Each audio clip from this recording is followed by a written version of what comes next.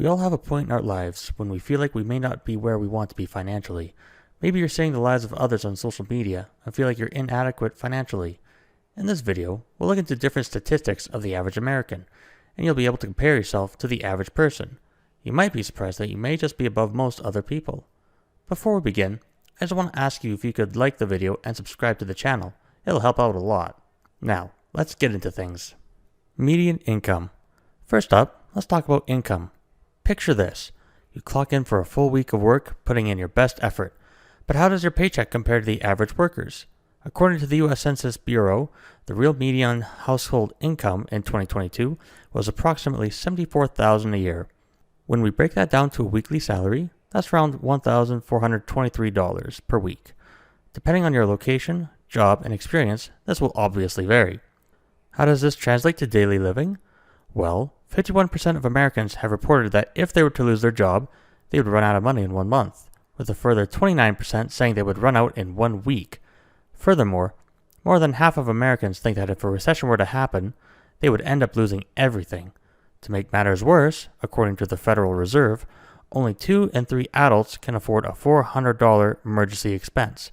I don't know about you, but that scares me. With statistics like this, it's so important for people to learn about personal finance and learn how to live within their means, get better jobs, and put aside money for emergencies. Social Security. Now, let's delve into the safety net many Americans rely on, Social Security. Many Americans think that they can get by with just Social Security, but that couldn't be farther from the truth. On average, beneficiaries receive $1,500 per month from this program. Given the cost of living has increased in the last couple of years, safe to say that $1,500 won't go very far. In fact, the Social Security Administration even said that this supplement is only going to replace part of your income. The rest will have to come from you in one way or another. That means you need to put away money for retirement, such as your pension or retirement accounts.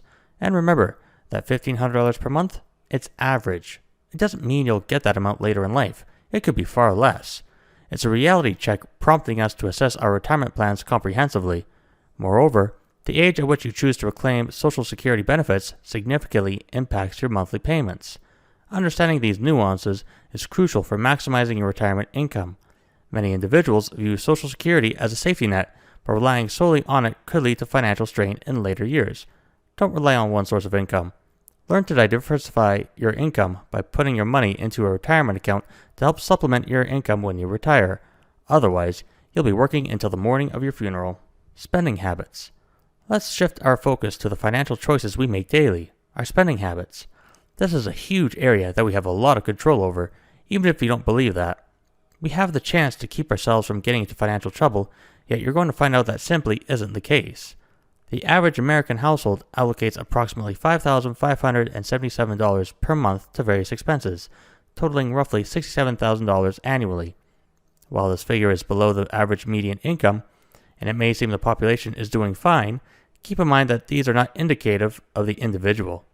Over 70% of Americans are living paycheck to paycheck, with a third of Americans making over $100,000 a year living paycheck to paycheck. The average American also spends over $1,500 a month on their credit cards, with 53% of users maxing out their cards at some point, with a further 29% of users maxing out their cards monthly. While I'll admit that it's easy to say to cut back on expenses, it is more difficult to put it into practice.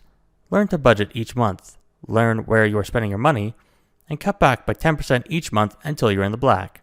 By scrutinizing our expenditures, we can identify areas where savings are possible and allocate resources more effectively.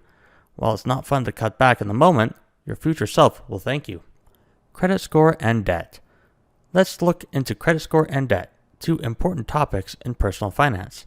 The average FICO score, a key indicator of creditworthiness, stands impressively at 715. While some may underestimate its significance, maintaining a healthy credit score opens doors to favorable financial opportunities. However, amidst the backdrop of solid credit scores lies a concerning trend, the burden of debt. According to WalletHub, the average American household carries a staggering $9,260 in credit card debt. This form of debt, notorious for its high interest rates, poses a significant obstacle to financial progress. With average interest rates hovering around 20%, that can add an additional $1,852 of interest charges in a year. That's money that you could pocket for something else. the implications of carrying credit card debt extend beyond financial strain. High interest rates negate the potential returns from investments, hindering long-term wealth accumulation. Moreover, overspending and impulse purchases exacerbate the debt cycle, trapping individuals in a precarious financial situation. As mentioned before, we can stop the cycle by budgeting monthly, cutting back on expenses, and telling ourselves no when we have the impulse to buy. Net worth. Let's delve into a vital metric for assessing financial health: net worth. Your net worth serves as a comprehensive measure of your financial standing, reflecting the difference between your assets and liabilities. According to the Federal Reserve, the median net worth for households in the United States is approximately $122,000. This figure provides valuable insight into the financial landscape of the average American family. However, net worth varies significantly across different age groups. For those under 35, the median net worth is less than $14,000, highlighting the challenges faced by younger generations in accumulating wealth. As age increases, so does net worth, with the 65 to 74 age group boasting a median net worth of $266,000. Tracking your net worth over time offers a clear picture of your financial progress. By consistently increasing assets and reducing liabilities, individuals can enhance their net worth and achieve greater financial stability. It's not just about the money you earn, but how effectively you manage and grow your wealth. Savings and retirement. Finally, let's explore the critical intersection of savings and retirement planning. Saving for retirement is a cornerstone of financial security, yet many Americans fall short in adequately preparing for their golden years. You will hear from all the main financial experts to put aside 10 to 15% of your income away for retirement, yet many Americans are not doing that. According to Plan Sponsor, only 22% of Americans nearing retirement have enough to retire on. 23% of Americans have also created a written plan for retirement, with 40% doing some partial planning and 37% not planning at all. This means that they are completely unprepared for retirement, even if it's a few decades away. It's never too early to start saving for retirement now.